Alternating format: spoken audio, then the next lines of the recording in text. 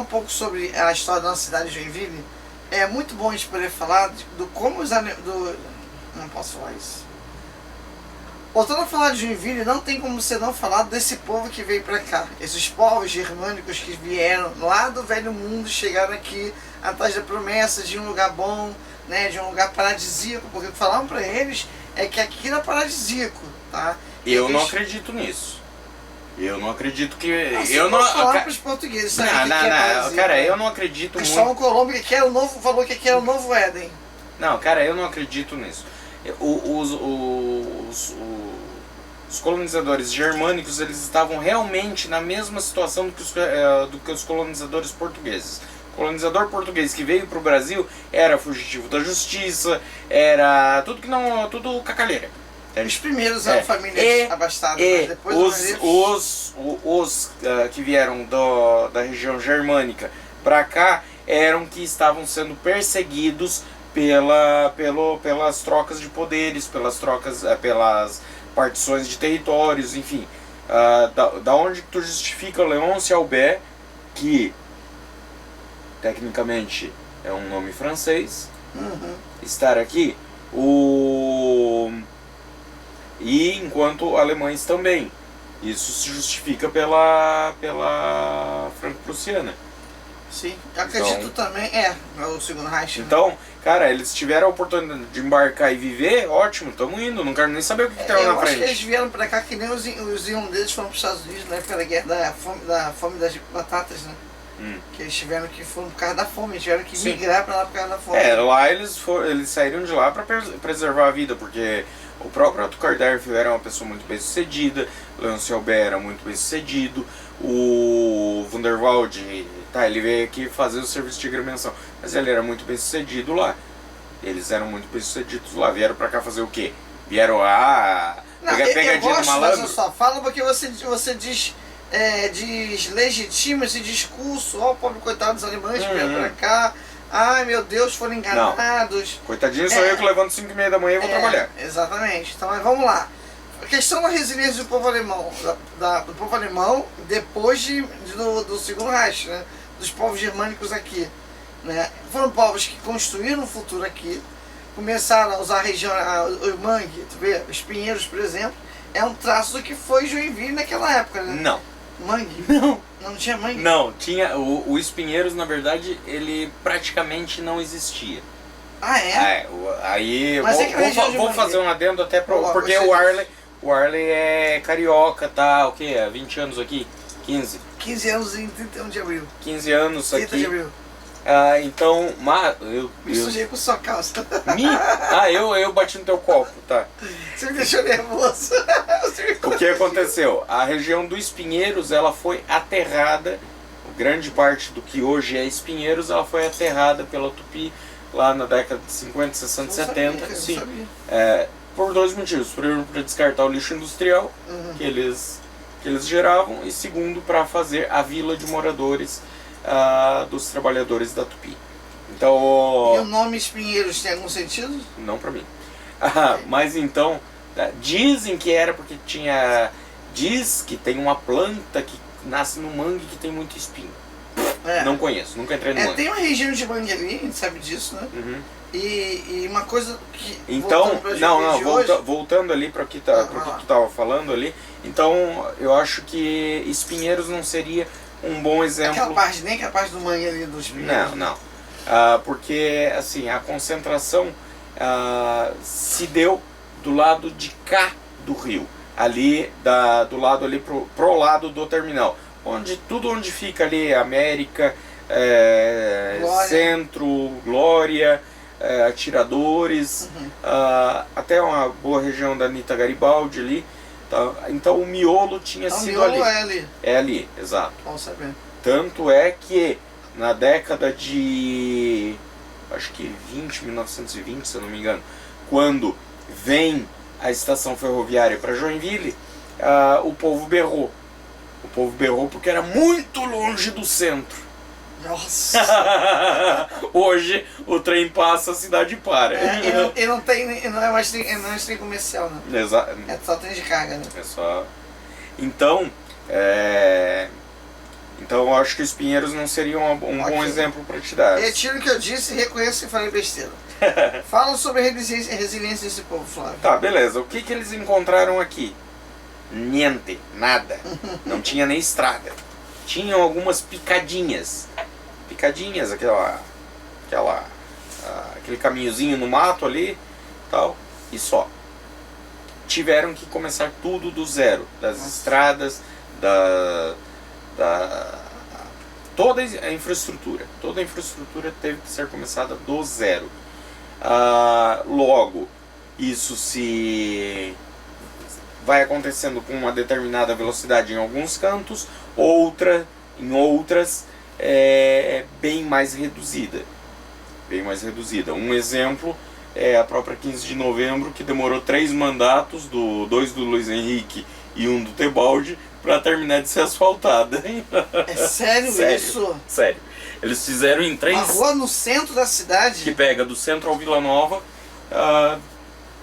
Demorou... É verdade, tinha uma parte da rua 15 de novembro que era... Não, uma parte ali não, é a batida, grande parte, né? Então, a primeira... Eu peguei ainda quando era calçamento ali. Era calçamento. Aí eles asfaltaram a primeira etapa, se eu não me engano, até ali na pracinha do Glória. Depois a segunda etapa foi até a Espoville. E no terceiro mandato, que daí eu chamo de terceiro mandato do Luiz Henrique, mas que era o primeiro do Tebaldi, na verdade, né? Porque o Tebaldi era cria, era pupilinho do Luiz Henrique. Então o Tebaldi daí termina no primeiro mandato dele de asfaltar 15 de novembro. Quando eu vim pra cá em 2008, pra Joinville, a cidade tem uma história linda, coisa e tal, mas nem a metade da cidade tinha completamente saneamento básico. Né? Não, a cidade toda não tem 30% de saneamento. Tanto é que hoje nós temos uma ETE, que é a Estação de Tratamento de Esgoto, na região ali do Edilene, se eu não me engano. Jardim Edilene. Outra aqui no Profipo. E tá uma guerra, porque querem colocar uma lá no Vila Nova e o povo não quer. E tem uma, se eu não me engano, é no Espinheiros. E não atende nem 50% da população. Até porque, assim, a estação de tratamento de esgoto até existe, mas as ligações não existem. Assim como a questão do saneamento básico, né, da questão das ruas asfaltadas, outros grandes problemas de Joinville ainda hoje são a questão das chuvas, né? Não. As chuvas... Não? Não, porque... Tu sabe por que não é um problema? Porque é uma coisa que... A cidade é um problema. A cidade foi construída aonde não dá. Tu pode pegar 200 U do Deller e gastar todo o dinheiro da face da terra, que tu não vai consertar o problema da enchente. Então, pera lá, a gente já fugiu muito, a gente foi do passado... Está fazendo hoje, mas do passado pro contemporâneo, então a gente já fugiu da perseverança, mas... Não, vamos voltar a perseverança. Tá, mas assim, não adianta, porque vamos fazer... Cara, 90, final da década de 90, Luiz Henrique chegou arrotando arroz com casca que ia limpar o Rio Cachoeira. Gastou na época 15 milhões ou 40 milhões, não lembro, que na época era uma grana astronômica. Ainda hoje mas na época muito mais. O sistema Float Flux. Lembra do sistema Float Flux? Que ficava lá na frente lá no América, atrás do Angelone do América. Aí a estrutura ficou lá, beleza. Aí um belo de um dia, milagrosamente, aparecem-se tainhas no Rio Cachoeira. Aí tá, beleza. Teve uma meia dúzia, teve uns bobão lá que foram lá tarrafiar a tainha. Nunca entrou tainha no Rio Cachoeira, mas aquele dia entrou. Aí é porque o rio tá se limpando, beleza. Meia hora depois o tainha tava tudo lá de barriguinha pra cima. Só que Joinvilense, como é um bom fofoqueiro, o que aconteceu? Teve gente que viu caminhões despejando tainha lá pra dizer que tinha tainha. Nossa! Sei. Mas isso tudo foi abafado igual ao roubo do cofre lá de um determinado prefeito. Bom, a gente gosta de fazer esses paralelos porque a história é assim, né? Nós temos que observar o hoje e falar do passado. Mas vamos voltar a cerne da questão, os alemães. Tá. Os alemães abriram estradas onde não havia. Os alemães construíram casas em locais onde alemães tiveram que aterrar, fizeram todo o trabalho de estrutura. Porém, os alemães não imaginavam uma Joinville no século XXI. Por isso que Joinville é um problema, não a chuva. Mas tu sabe, Arley, que assim, ó, qualquer cidade, no passado ou no presente, tu tem como planejar ela no máximo para 30 anos. É, isso é verdade. Porque assim, ó, digamos que hoje eu pegue uma área enorme, por exemplo, uma área do tamanho de Joinville, eu vou fundar uma cidade aqui, beleza. Agora, daqui a 40 anos, como que vai ser o trânsito? Vai ser um inferno. Primeiro que atualmente a gente vive, eu tô falando, a gente trabalha muito com anacronismo, tá? Uhum. Que é o confronto de passado e presente, ou passado e futuro. Ou usar termos do presente, falar do passado. E vice-versa. Mas assim, hoje, falando em mobilidade urbana, nós temos ferramentas maravilhosas, viadutos, pistas de 2, 3, 4, 5 vias, que vão e que vêm e tal. Mas, daqui a 40 anos, como é que vai ser? A gente não sabe nem se vai ter veículo a combustão ou elétrico. Porque o elétrico não se provou viável ainda. O elétrico não se provou viável. O a veículo a combustão, ainda sofre com a pseudo-neuroambientalista. Tá? Que só quer ver certos fatores ambientais. Não todos. Né? Não todos, eles querem ver certos. Porque CO2, camada de ozônio, não sei o que, mas não vai querer ver outras situações que eu não vou entrar nesse mérito agora. Tá certo. Mas eu gosto da sua defesa dos alemães, porque realmente não tinha como prever que a cidade chegaria a 600 mil habitantes. Né? Não, mas mesmo assim eles também não projetaram a cidade sequer para 200. Para 200 mil. Na verdade a cidade nem foi projetada. Não foi projetada. Não, sem contar as invasões, né? Tanto ela não aconteceu, o planejamento da cidade não aconteceu, que você pega, por exemplo, vamos pegar, eu gosto de usar bastante exemplo como a 15 de novembro. A 15 de novembro é o quê? Uma minhoca. Por que a 15 de novembro é uma minhoca? Por quê? Por que ela tem tantas curvas? Não sei. Por causa da preguiça de cortar um morro. No Rio de Janeiro fizemos isso. Pois é. Monte Castelo foi... Então, tem um morro aqui. Tem um morro aqui. Eu vou fazer uma minhoca, vou fazer uma curva enorme para contornar aquele morro. Tá, tudo bem, não existia mão de obra suficiente, mas isso é falta de planejamento. O que os americanos faziam já no século XIX, cara, era absurdo. Exato. Então, mas não se planejaram. Lógico, mas tu pensa o seguinte, no século XIX, finalzinho do século XIX ali, vamos colocar até 1880. Cara, os caras andavam de carroça. Como é que tu ia planejar uma via com 3, 4 vias, com 3, 4 pistas, sendo que a ideia dos caras era só carroça, não existia veículo a combustão. Entende? Então, não tem como fazer uma previsão. Adianta eu fazer uma cidade nova, vou planejar uma cidade com os meus padrões atuais, onde eu vou criar uma via com uma via com 4 pistas que vão, 4 pistas que vêm, mas daqui a 40 anos essa porra toda não vai adiantar, porque os carros, digamos, vão estar voando. Né? Aí o que os caras vão? Vão fazer via larga para carroça? Vamos fazer via larga para carroça? Cara, eu vou colocar um fato. Tu já ouviu falar aqui na história de Joinville do carro da meia-noite? Não, como é que história é essa? Me conta aí. Nome assustador, né? Com certeza. Era uma carroça muito malquista pela população, discriminada pela população, Certo. igual hoje os nossos heróis garis são discriminados no caminhão de lixo, no caminhão de coleta, Eles fazem um trabalho quando maravilhoso que qualquer um que reclame deles ou que critique eles não duraria 15 minutos no trabalho deles. Não duraria mesmo. não duraria. Tá? Primeira coisa, que se ficar 15 minutos correndo, infarta. Tá?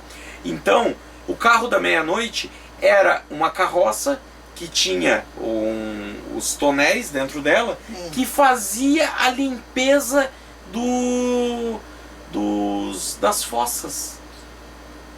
Caramba. Entende? Das fossas não, vamos ser bem sinceros, das latrinas. Das latrinas. E por que é assustador? Não, porque o nome é assustador, carro da meia-noite. Meia-noite, verdade. E era uma carroça preta e só circulava de madrugada. Que louco, cara. Então não tem como fazer uma projeção futura muito da cidade e tal, sendo que como é que tu vai projetar o futuro com as ferramentas de hoje? Tem razão, eu vou ter que dar Lógico que hoje seria excelente, por exemplo, uma princesa Isabel com 3 pistas, seria maravilhoso e encantador uma Rua do Príncipe com 2 pistas. Um boulevard, né? Exato. Fazer um boulevard, né? Não precisa, só colocando o carro para andar tá ótimo. Ótimo. Entende? Mas não tem como fazer. Não tem como fazer. Tu vai desapropriar casas, construções, prédios para alargar a rua. Uma coisa que eu queria falar, voltando por hoje, Voltando. a questão da má gestão da cidade, né? Houve uma sequência de má gestores que só atrasaram a cidade. Por exemplo, as obras que estavam acontecendo na Avenida Gastronômica. Uhum. Quantos donos de restaurantes tiveram prejuízos porque essas obras duraram um ano pelo pela bendita obra do Rio Udo Deller. Matias. Do Udo Deller. Não é nem Isso. do Rio Matias, porque o Rio Matias está no mesmo Isso. lugar. Ele não saiu para fazer obra. Entende? Vamos dar nome aos bois. O Udo Deller conseguiu falir e prejudicar milhares, centenas de empresários quando resolve vamos fazer a obra do Rio Matias e não sei o que. Uma obra que só fez buraco, só alargou. Rio Matias enche desde que o Rio Matias enche desde que o mundo é mundo. Não está contente, vai lá qualquer dia de chuva forte, vai ali na 9 de março, o Rio Matias corre embaixo dela, pô. O Rio Matias corre embaixo da 9 de março. Caramba. Por isso que enche tudo. Mas ninguém quis escutar, por exemplo, o Ninfo. Aquela obra não ia dar certo, ele falou isso lá no início. Ele falou mesmo. Quando o vereador, o Ninfo Koenig, já falou isso. Não vai dar jeito. O que deveria ser feito, deveria ser uma obra de compostagem. Com portas colocadas. Lembra que ele falou? Cara, a ideia dele é genial. Genial. Esse sim, um estadista. Com Agora, certeza. o cônsul honorário da Alemanha resolve fazer um buraco no meio da rua, deixar os comerciantes da via gastronômica sem poder trabalhar no seu fluxo normal e uma obra que não deu em nada. Cadê a CPI do Rio Matias? Exatamente. Os vereadores não tiveram coragem. Não. Faltava 2, né? Faltava 2. Para começar Exato. a CPI do Rio Matias. Exatamente. Agora, vamos lá. Vamos voltar para a perseverança? Vamos voltar para a perseverança. Então, como que foi a situação dos colonizadores quando chegaram, por exemplo, no Vila Nova, na região do Vila Nova? Eu conheço muito a região do Vila Nova, morei lá 28 anos e conhecia aquilo como a palma da minha mão, porque aquilo mudou muito nos últimos anos. Depois do binário mesmo, mudou bastante. Mas, aquilo ali... Então, vamos lá. Eles chegaram e foram esses que foram para o Vila Nova, só para te ter uma ideia, imagina o ponto final lá da 15 de novembro, lá onde fica a igreja Nossa Senhora de Medianeira. Tá? A distância de lá ao centro dá aproximadamente 10, 12 quilômetros, até o centro da cidade. 10, 12 quilômetros, aproximadamente. Dali, do ponto final, ali da Nossa Senhora de Medianeira, Até o Neudorf dá mais ou menos uns 12. Dali, do ponto final, Nossa Senhora de Medianeira, até a comunidade do Cristo Rei, lá na Estrada do Sul, que hoje é Rodovia do Arroz, aproximadamente uns 12, 10, 12. Dali até a comunidade da Estrada do Salto, lá onde fica a cachoeira, a estação de energia, a usina de energia do Vila Nova, que tem uma energia hidrelétrica lá. Cheguei lá, cara. Muito bacana. Aproximadamente a mesma distância. A comunidade da Estrada Naburgo. A Estrada Naburgo, a comunidade lá da Estrada Naburgo, mais ou menos essa distância também. Então tudo, eu estou fazendo a relação com o centro justamente para você ter um raio até essas comunidades. Então, para eles saírem de qualquer comunidade dessas que dá mais ou menos a distância do Vila Nova, do ponto final do Vila Nova até o centro, eles teriam que andar 2 vezes a distância. Então, imagina tu eu vou fazer a relação com os cemitérios. Por que de tanto cemitério? Ah, Flávio, já me chamaram de lunático, já me chamaram de exagerado, mas não, são 36 cemitérios, acabou, não tem? Claro, cara, tu pensa... É o maior bairro da cidade, tu pensa o seguinte, ó, falando em maior bairro da cidade, Vila Nova faz divisa com Guaramirim, com Jaraguá, com Xereder, com Campo Alegre, Xereder e Campo Alegre. Tudo isso? E com o Distrito Industrial, né? Isso. E com o Distrito Industrial. Então faz divisa com 4 municípios e mais o Distrito Industrial, que é Piraberaba. Por isso é a cidade dos cemitérios mesmo, né? Então, mas tu pensa o seguinte, por que muitos cemitérios num único local? Vai lá e pesquisa, Você vai passar, são cemitérios que estão abandonados. Lógico. São cemitérios da época da colonização. Mas ali no centro do Vila Nova, vamos colocar ali o final da Paulo Schneider, início da Estrada dos Suíços e dos Portugueses, ali tem um cemitério que era, antigamente, hoje só restam restos de túmulos. Só restos. Nossa, e hoje eu te falo, não seria uma oportunidade de preservar aquele local, de tombar aquele local? Ali não tem mais o que preservar. Não tem mais nada. Ali nesse da Estrada da Estrada dos Suíços ali, esse não tem mais o que preservar. Mas os corpos foram exumados pelo menos? Não. Ali o que... Passaram por cima. Ali passaram por cima, entende? Ali já passaram por cima. Já até tomou o caminhão em cima ali. Aí, sério, porque tem uma curva bem fechada ali. Sério mesmo? Então, então tu pensa, onde que era o cemitério central? Era o cemitério dos imigrantes, ali na 15 de novembro, atrás de Dona Helena. O cara ia sair lá da comunidade da Estrada do Salto e ir até o cemitério dos imigrantes. Distante, imagina naquela época. Imagina naquela época, cara. O defunto ia levantar, não, eu vou viver para não ser enterrado, pô. Entendeu? Então cada comunidade fazia o seu cemitério. Por isso aquela região é tão rica, tanto sobre história em cemitério. Eu chamo de rica porque assim, por exemplo, quando você pesquisa, inclusive uma foto de um túmulo lá da estrada Piraí, antes do ETA, acho que dá uns 6 quilômetros antes do ETA, onde no túmulo existe uma cruz cruzada com uma âncora, que significa no catolicismo a força da fé, a solidificação da fé, entende? Ou seja, nada vai mexer naquela fé. Entende? É muito incrível isso. Tem outros que são ramos de louros cruzando a cruz. Tem um outro significado, esse eu não conheço, mas tu conhece muito sobre isso. Então é uma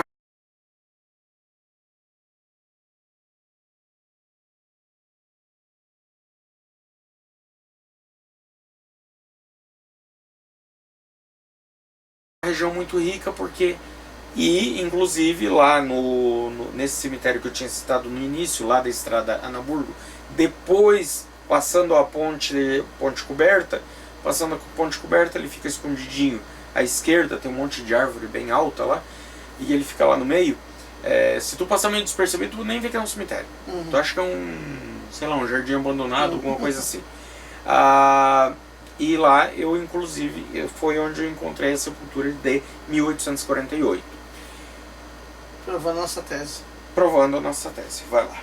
Ok, então vamos lá. Então vamos dizer que esses alemães que vieram, esses povos oriundos da região que seria hoje a Alemanha, vieram para cá, trouxeram suas esperanças, vieram em busca de uma oportunidade, fugindo da fome, da miséria, pobreza, vieram para cá e construíram uma cidade no meio do nada, certo? Parafraseando o Mamonas Assassinas, fome, miséria e incompreensão. Porque muitos vieram fugidos politicamente. Com certeza, também, porque o Kaiser Guilherme II também estava tocando terror, né? O Guilherme I estava tocando terror também. Ok, outra coisa importante de falar também na questão que ao chegarem aqui também, eles viram o seu modo de vida e um pouco da sua tradição ameaçada pela tecnologia e pelo desenvolvimento da cidade. Você tem dois locais em Joinville que possuem ainda traços desse alemão colono, né, desse germânico colono, que ainda fala um pouco tem o sotaque, fala um alemão, né, um sotaque que é a região do Vila Nova e a região do distrito de Pirabinaba, né, aquela região. Detalhe, não a região central de Pirabiraba. Não a região central de Pirabiraba, porque a região central de Pirabiraba já virou mais popzinha. Mas ali das regiões ali, tipo Bairro Canela, Rio da Prata, Estrada Cometa, Estrada da Ilha. Estrada da Ilha nem tanto, porque a Estrada da Ilha já vem ali já pega ali pelo Paraíso ali e tal. Aí ali já foge um pouco. Não? Estrada da Ilha. Estrada da Ilha. Ali Estrada da Ilha eu acho que já foge um pouco. Mas eu digo daquelas regiões mais agrícolas, mais interioranas do... E eles vivem da mesma forma que naquela época na questão da risicultura, né? Eles têm risicultura e na região de Pirabiraba é muito forte a bananicultura. Bananicultura, ou seja, bananicultura. A mesma forma que os primeiros colonos. Risicultura, para quem não conhece, é plantação de arroz. Isso, bem legal. E na região do Vila Nova, inclusive ali existe uma cooperativa, ali na região da antiga Estrada do Sul, que é a Rodovia do Arroz, que é o Arroz Vila Nova. E antigamente, hoje eu não sei o que tem no terreno, que faz tempo que eu não vou para lá.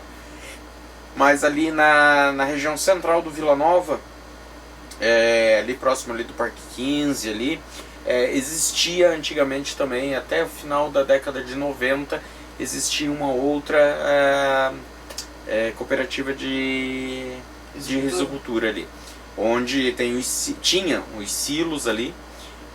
O Arroz Vila Nova, inclusive, sim, hoje já diversifica a atividade. Ali perto da Estrada do Arroz também tinha uma produção. Tem. A cooperativa, né? Que era a cooperativa, agora, se eu não me engano, foi comprada por uma outra empresa de risicultura. Mas isso é para subsistência ou eles exportam também? Não. Subsistência. Não, é plenamente comercial. Plenamente comercial? Plenamente comercial. Então plenamente comercial. Na época era mais na subsistência, época, né? Na verdade, não. Na verdade, também é para comercialização? Sim, também era para comercialização, porque tu pensa, a plantação de arroz, cara, tu tem alguns hectares. Não adianta tu plantar arroz em 3 metros cúbicos, 3 metros quadrados. Mas eles já exportaram para fora da cidade? Sim, sim. O comércio principalmente com a região de São Bento, região de Blumenau, Curitiba, era exportado para lá, entende? Tanto é que o São Bento Wagen, que era aquelas carroças que eu te mostrei, o São Bento Wagen ia carregado com arroz e voltava carregado com erva mate. Quase um escambo. Quase um escambo, mas lá eles faziam as trocas. Né? Não as trocas, as vendas. Vamos lá. Entretenimento, o que eles tinham na época para se entreter? Principalmente... Vamos lá. Primeiro não vou colocar por ordens, tá? Porque aí já eu teria que ver. Sua linha de raciocínio pode botar. Mas o que me vem na cabeça são clubes de tiro.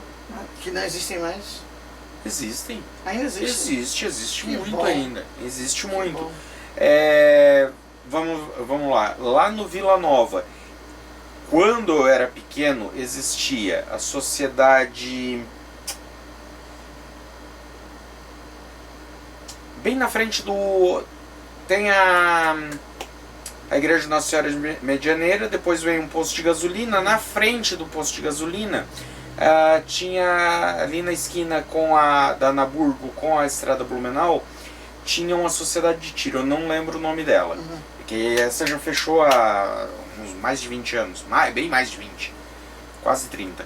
Eu não lembro o nome dessa. Mas ainda existe a sociedade de tiro do Jacó, do Salão Jacó. Salão Jacó, e eles são fortes na competição. Caramba, são fortes. Play, então. Ali na região do Glória tem a... Antes era a Sociedade Esmeralda. Depois virou... Acho que a Manco. A Manco resolveu patrocinar, não deu certo. Ou depois que virou a Manco Vavin, uma coisa assim. Correram, depois eles assumiram de volta. Mas ali é uma sociedade de tiro bastante forte. Sociedade Glória, eu acho que ainda tem clube de tiro, eu acho. Ali na região do Iririú tem a Sociedade Alvorada, que é fortíssima no tiro.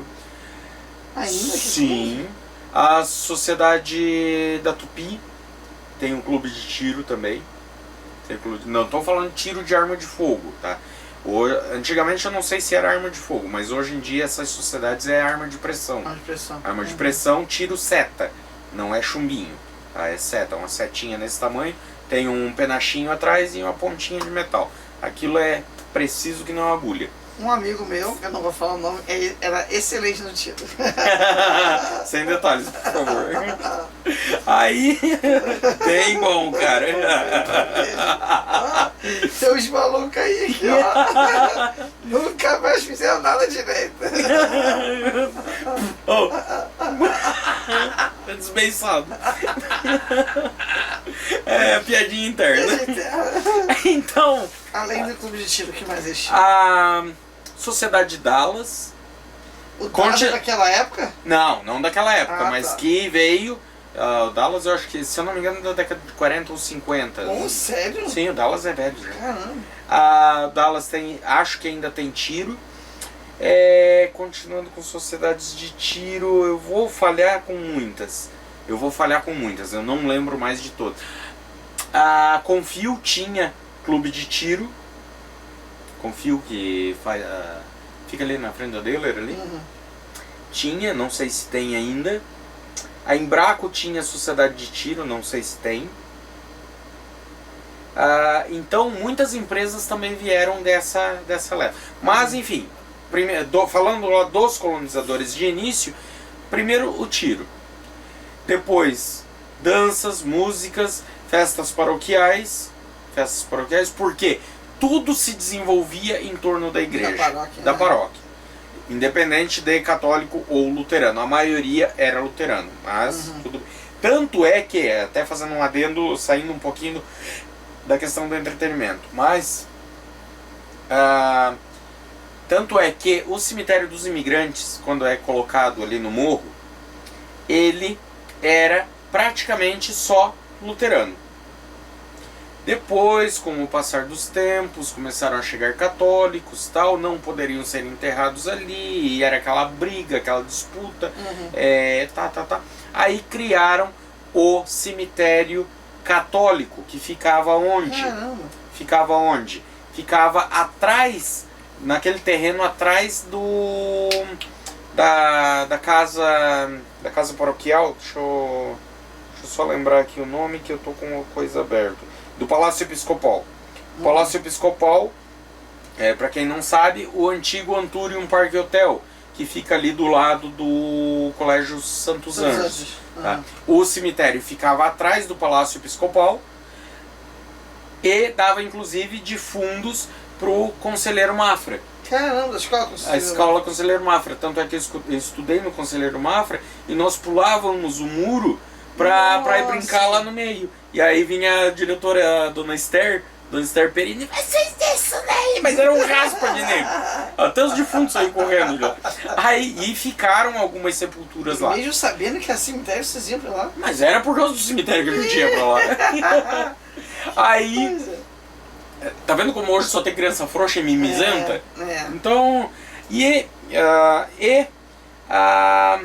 hoje é aquele ali onde aqueles bacana tem aqueles apartamentos maravilhosos, eles não sabem que eles estão com o prédio em cima de um cemitério. Se tiver umas espíritos aí, já sabe, né? Paguei 15 milhões na cobertura. De brinde levou o Gasparzinho. E aí, nós tínhamos o cemitério dos protestantes, ou luteranos, que era o cemitério dos imigrantes na 15 de novembro, e o cemitério católico, que era ali atrás do Palácio Episcopal, que é atrás do Santos Anjos, que depois virou aquele palacete ali, que era a Casa Episcopal, virou o Hotel Antúrio Parque Hotel, e agora é só a recepção do prédio, daquelas duas torres. Uma pergunta pra você. E aí, depois, se eu não me engano, na década de 40, eu acho, aí ficaram inviáveis os dois, pelo tamanho, aí criaram o cemitério municipal. Faça a tua pergunta. Ok. Chegou a ter algum conflito entre católicos e protestantes? E segundo, quando que vieram os católicos pra cá? Sendo que aqui era puramente alemão. Puramente alemão no início. Depois que a cidade vai se desenvolvendo e se abre os caminhos por terra, óbvio que era por terra, por mar não vai dar para ir para São Bento nem para Curitiba e muito menos por ar naquela época.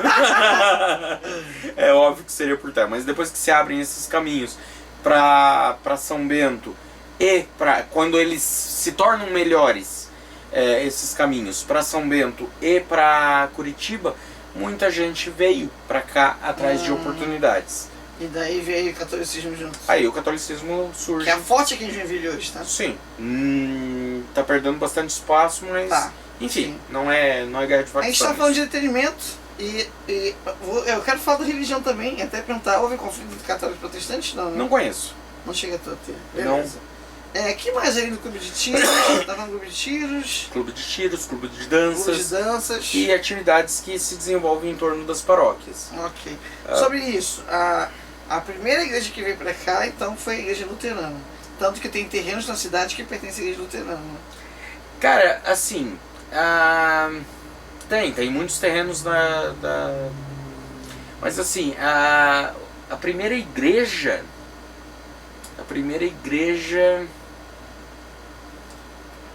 eu posso estar falando bobagem, mas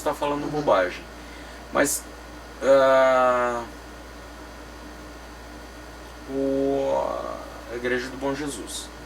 Eu pensei nisso também, do Bom Jesus. Ali eu sei que foi uma obra muito grande para a época, o primeiro sino da cidade e tal. Sério? Tal. E depois, logo em seguida, começa, ou paralelamente na mesma época, aí eu desconheço, mas não deve ter sido um espaço tão grande de tempo, ou até mesmo contemporâneos com a construção da catedral. Ah, beleza. Já que a gente está falando disso, em educação, qual foi a primeira escola aqui? Foi o Conselheiro Mafra, a primeira escola de Joinville, ou tiveram outras antes? Não, porque é uma escola centenária, né? Mas escola com prédio mesmo. Qual é a escola mais antiga de Joinville? Deixa eu ver se eu acho aqui no nosso Power. Deixa eu ver aqui. Nós temos a Escola Isolada do Estado do Piraí, né? Valesca Maia Engelmann. Não, mas a Engelmann é de 1949, não é tão antiga. Mas eu creio que sejam as escolas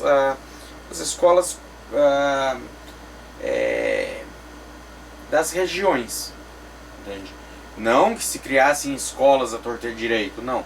Mas na questão da educação mesmo, essa educação estruturada, de criar uma escola, tal.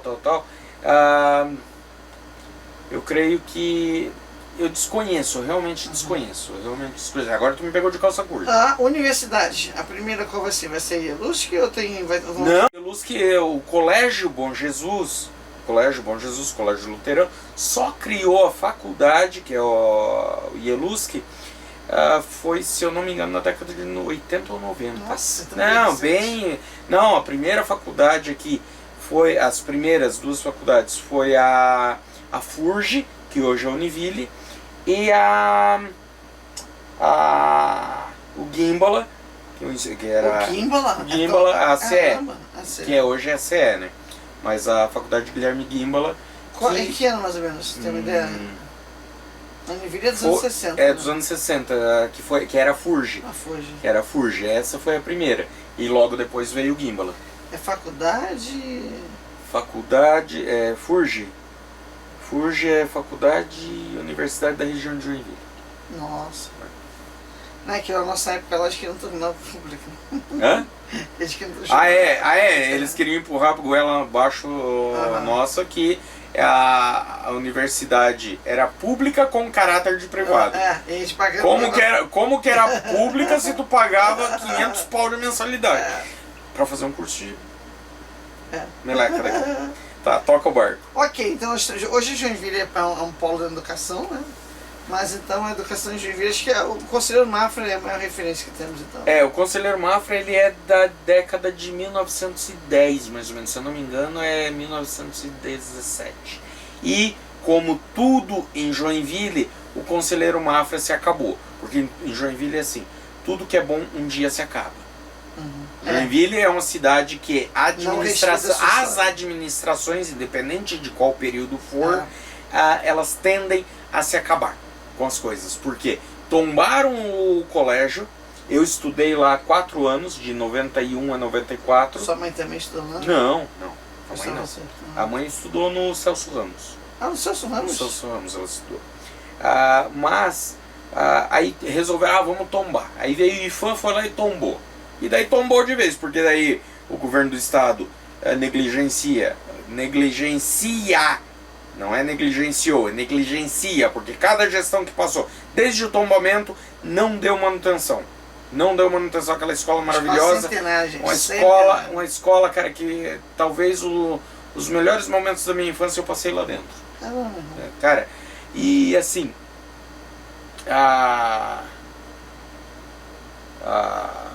e grandes nomes da educação de Joinville, por exemplo, a professora Esther Perini, a diretora Esther Perini, todo mundo se arrepiava de medo dela. Uma pessoa maravilhosa. Nunca tive problema com ela. Nunca. Que legal. Nunca. E olha que eu tinha motivo. Ana Valdete Zelonchi, a Dona Ilka, meu Deus do céu, Dona Ilka, e outros grandes nomes, a minha professora do primário, a professora Maria Aparecida, que hoje eu não sei, mas em 2011 eu fiz uma visita para ela ainda estava lecionando. Não creio, sério? Lá no Conde Modesto Léo. Ali no Conde O Conde Modesto Léo, não sei se não é do município, não, ele é da Igreja Católica. Que sim.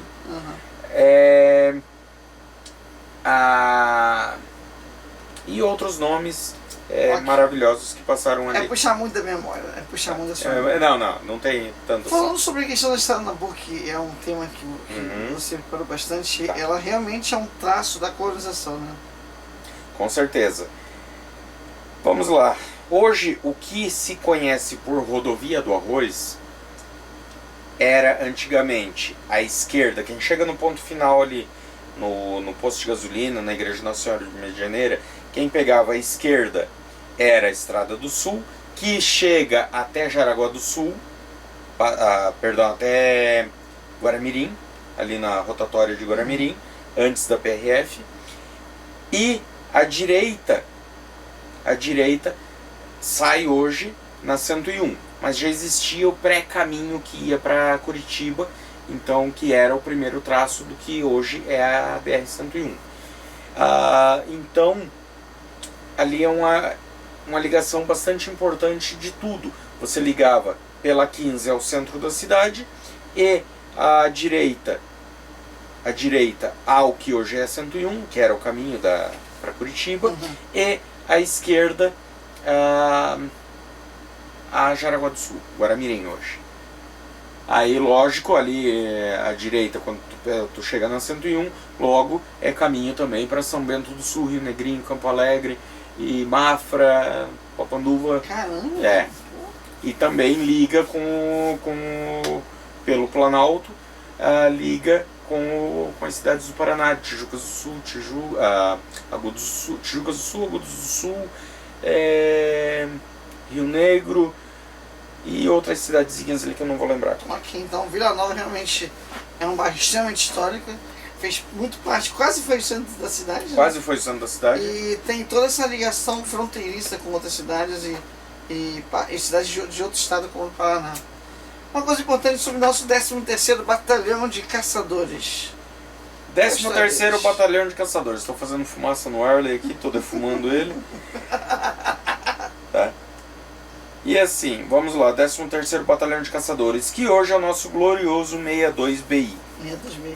Tá, vamos lá. Deixa eu chegar aqui onde é que estamos. 62BI, beleza. Deixa eu puxar aqui. O 62BI veio para Joinville em 10 de março de 1918, ao que tudo indica, pelos desdobramentos da Primeira Guerra Mundial e pelo decreto presidencial de 1917 que colocava o Brasil em estado de guerra com a Alemanha. Vamos lembrar, em 1917 estávamos entre o período de 14 e 18, que o Brasil fez aquele terrorismo no Mediterrâneo, né? A Batalha da Soninha. Nossa! Vai falar disso, que isso é muito bom, cara. Nós fizemos um genocídio com a vida marítima. Cara, não, tu lembra também das frases do professor Carlão, tá? Professor Carlão, que fez muito sucesso na década de 2000. Muito bom, o primeiro meme, professor Meme. Né? O professor Meme, esse foi histórico. Então, em 1917, o Brasil estava em estado de guerra com a Alemanha. Estado de guerra, ainda não tinha... Declarado. Na verdade, já tinha declarado. Já tinha declarado já. Então estava em estado de guerra com a Alemanha e, por uma questão estratégica, começa a estruturar seu corpo militar, colocando em Joinville o 13BC, ou 13º Batalhão de Caçadores. Pergunta por quê? Porque nós tínhamos alemães onde mesmo? Pois é. Tá, a gente vai entrar num assunto delicado, mas Não tô falando daquilo ainda. Cara. Tá, não, nem vamos. Mas tô falando que os alemães, na Primeira e Segunda Guerra... Primeira e Segunda Guerra, nós estamos em guerra com a Alemanha. Isso. Joinville, a região de Joinville e a região de Blumenau, praticamente alemã. Sim. A colonização era alemã e acabou. Eles falavam a primeira língua deles. A primeira língua, a língua materna deles. Alemães. Exato. Então, também por esse motivo se coloca o 13º BC em Joinville, ou 13BC, aqui em Joinville. Ainda tem nome de Batalhão Caçador, não? Hã? Ainda tem nome de Batalhão Caçador? Hoje se chama 62º Sim, Batalhão de Infantaria. Mas não tem mais nome. Eu achei que mantivesse pelo menos Não. Tanto é que histórico, né? os BCs, os Batalhões de Caçadores, não sei se tem algum ainda no Brasil. Eu acho que já foram todos eliminados. Acho que já foram todos eliminados. Tá? Mas o 62BI veio para Joinville e, se eu não me engano, em Blumenau é o 63. Uhum. Então foi uma questão estratégica. Okay. Foi uma questão estratégica. Se eu não me engano, Blumenau é o 63. Tá. Tanto Joinville quanto Blumenau, cidades colonizadas principalmente por imigrantes alemães, apresentavam-se como locais que mereciam maiores cuidados por parte do exército na defesa do território nacional, e Florianópolis, como capital do estado, receberam efetivos do exército mesmo com o mesmo propósito, até porque nós tínhamos um grupo paramilitar. Nós tínhamos um grupo paramilitar. Deixa eu só me ajeitar aqui. Vamos lá. Nós tínhamos um grupo paramilitar que eram os clubes de atiradores. Os clubes de atiradores iam lá, festavam, beleza, a rainha do tiro, o rei do tiro e tal, beleza, tudo muito bonitinho. Mas na verdade eles faziam a gerência de segurança pública. Tanto é que o primeiro batalhão... Ou seja, tínhamos uma milícia. Nós tínhamos uma milícia, até porque o Estado era ausente nessa questão na época. Ausente, muito não, ausente. não era muito ausente, não existia. Não existia. Não existia. Tanto que quem patrocinava as escolas aqui era a Alemanha. Sim, mas por um outro motivo, uma outra característica é que Joinville cria o primeiro grupo, o primeiro corpo de bombeiros voluntários da América Latina. Lá do México para baixo, até o Uruguai, até o Ushuaia, Joinville foi o primeiro batalhão, o primeiro corpo de bombeiros voluntários, onde voluntários se reuniram, botaram economias, fizeram campanhas, conseguiram construir um prédio maravilhoso e hoje a gente tem o segundo corpo de bombeiros mais bem equipados do Brasil. Se você chega numa cidade como o Rio de Janeiro e fala de bombeiro voluntário, o pessoal não entende. Não entende. Porque isso é uma coisa daqui. Exato. É uma coisa cultural e só outros países são referências disso também, né? Joinville é uma referência, todos os cidadãos joinvilenses têm a oportunidade desde criança de participar de ser bombeiro voluntário, desde bombeiros mirins, né? Que aprendem muitas coisas de civilidade, aprendem várias características de ser um bom cidadão, de ajudar, tem um treinamento de primeiros socorros. E você depois, hoje o prefeito da cidade é bombeiro voluntário, né? Ele está sempre com o estágio do bombeiro voluntário. Ou seja, criou-se um padrão que você vai ver fora do Brasil. No Brasil só tem Joinville? Não.